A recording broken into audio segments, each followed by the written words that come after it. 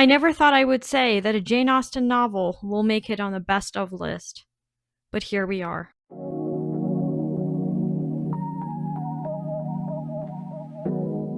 Hello everybody, welcome back to my channel, Eclectic Reads. I recently finished Northanger Abbey by Jane Austen, and I also watched the BBC adaptation on PBS, which if you're an American, you should support. You can just pay like $50, $60 a year and have access to tons of films and shows. Definitely recommended. I wanted to put in a plug here for public broadcasting. Jane Austen is an author I've had a fairly negative experience with in the past. I read Pride and Prejudice for the first time in high school and I didn't care for it. But then I did watch the BBC miniseries, which has piqued my interest in rereading Pride and Prejudice. But then I read Sense and Sensibility, and even though I was reading it next to the Niagara Falls, I still found it terribly boring, and at one point I even considered chucking it into the Niagara Falls. So I have not had the best of times with Jane Austen, but something about the premise of Northanger Abbey appealed to me. And so a few years ago, I purchased Northanger Abbey and I finally got around to reading it. And let me tell you, I loved it. This was the Jane Austen novel for me. My goal in this video is to convince you that even if, like me, you have not had the best of experiences with Jane Austen before, you might want to try again with Northanger Abbey. Like, this is a book I think a lot of people will like, even if they're not generally romance readers. Northanger Abbey follows 17-year-old Catherine Morland.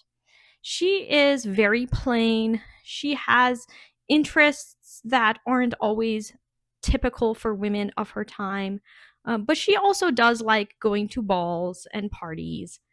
And she is invited one day by Mr. and Mrs. Allen, who are family friends and proprietors, to Bath because Mr. Allen has gout, and it is believed that a change of environment is going to really help heal his gout. But also, Mrs. Allen hopes that Catherine will be able to attend various parties and meet someone to marry, because, of course, at this time, the real goal of every young lady is to find a man, right? That's Jane Austen's premise of every single novel. At one of the parties in Bath, Catherine meets Henry Tilney, who is a clergyman. He has a sister named Eleanor and an other brother named Frederick. He is Captain Tilney. The brother, Frederick, is Captain Tilney.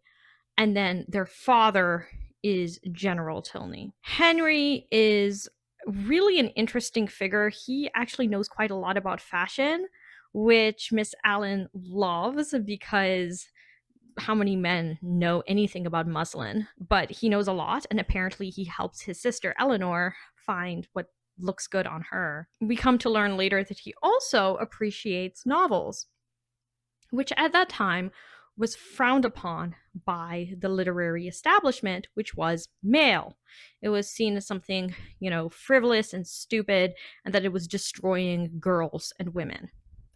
You'll notice that this is something that continues to be said about women's fiction still today. Catherine Tilney befriends another family, the Thorpe family, particularly Isabella Thorpe, and they bond over Gothic romances, particularly Udolpho, which is a romance by Anne Radcliffe, which was really, really popular in the 19th century.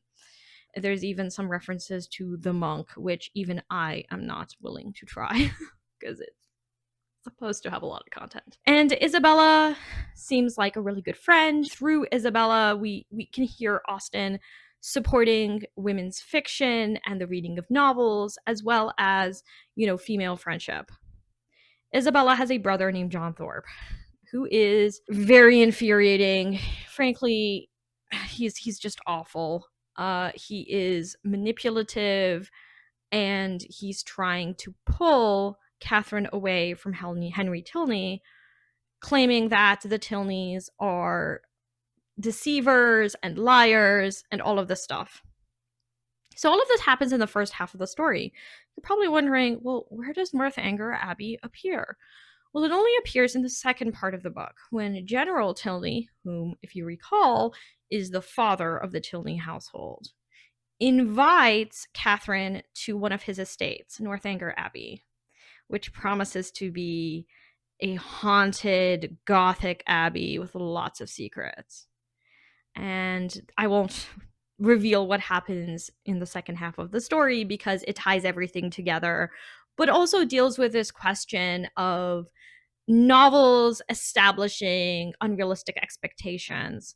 I made a short recently about 4 books that deal with this theme of reading too many novels and therefore having unrealistic expectations as a result, which warp our sense of reality. I found Catherine to be a very interesting character. For the first half of the book, I thought that she really was quite flat. But then in the second half of the book, I started to appreciate her complexity. And I think Jane Austen does a really good job at writing compelling characters. The banter was amazing. There were so many funny / infuriating moments.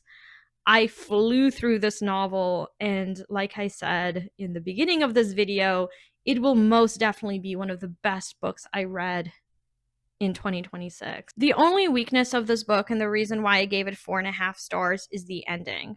From my understanding, this was actually the first Jane Austen novel she ever wrote, but she never published it in her lifetime, and it came out after her death.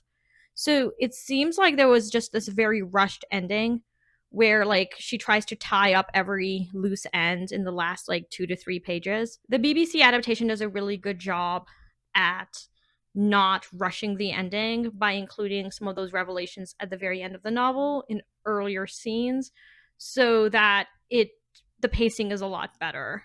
So I definitely recommend this book as well as the adaptation, and I think I'm going to try reading Pride and Prejudice again and maybe some other Jane Austen novel. Read Northanger Abbey. There are some brilliant quotable scenes. I particularly loved when the narrator comes in defense of novel reading. But at the same time, this book critiques it, interrogates it. It is incredible. Let me know if you've read this book or if you know of other Jane Austen books that are similar or other novels that are similar. Thank you everybody for watching, and I will talk to you later. Bye now.